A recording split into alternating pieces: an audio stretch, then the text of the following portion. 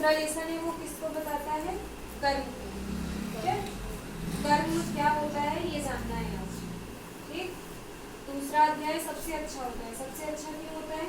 क्योंकि इसमें काम के बारे में बताया गया है कि कौन सा काम अच्छा होता है, कौन सा काम अच्छा नहीं होता। लिखा है दैहिना अस्मिन यथा देहे कौमराम युवन जरा। देखो, कौमराम का मतलब होता है सबसे छोटा स्थिति शरीर का। क्या होता है? बालपन, है ना। बच्चे जब छोटे रहते हैं उनको क्या बोला जाता है? बालपन। यौवन का मतलब होता है युवा, मतलब थोड़े से उससे बड़े हो गए।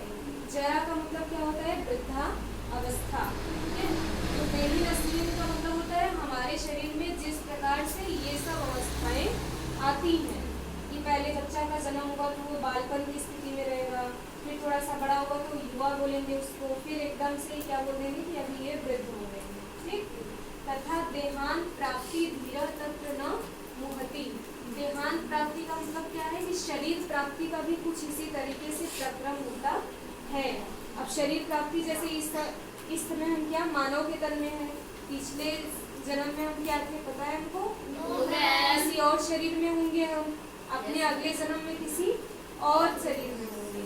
तो जिस प्रकार क्या है हमारे अवस्था आती है कि हम बड़े होंगे, उससे बड़े होंगे, फिर वृद्धा हो जाएंगे, उसी प्रकार हमारा शरीर भी होता है, एक के बाद दूसरे रूप में परिवर्तित होता रहता है।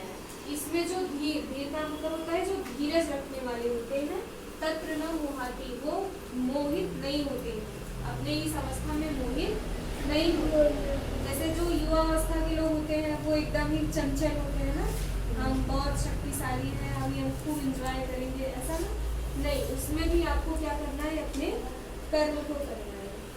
मात्र स्पर्शा तुम कौनते शीतोष्ण सुख दुख खदा। मात्र स्पर्शा का मतलब होता है संयोग से।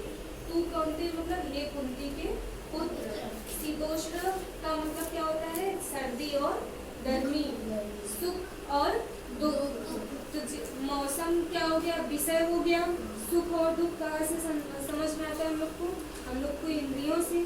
ठीक है, तो सुख दुख और सर्दी गर्मी विषय के संयोग और इंद्रियों के संयोग से क्या होता है? जो अछूता रहता है, जिसे कोई फर्क नहीं पड़ता है।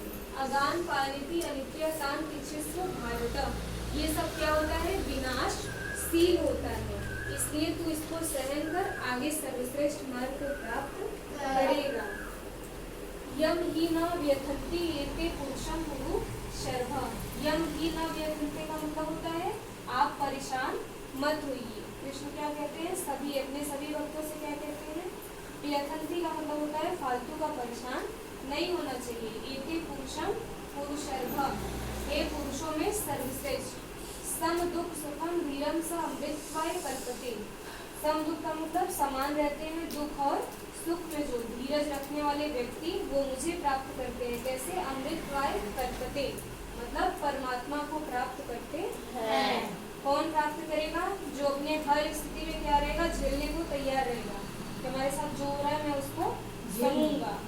ठीक है, रोना नहीं है उनकी आगे जाके कि क्यों दे दिए हमको, ऐसा नहीं। ठीक है, बस ये करना है कि हाँ मुझे हिम्मत दीजिए, मैं इसको पार करूंगा।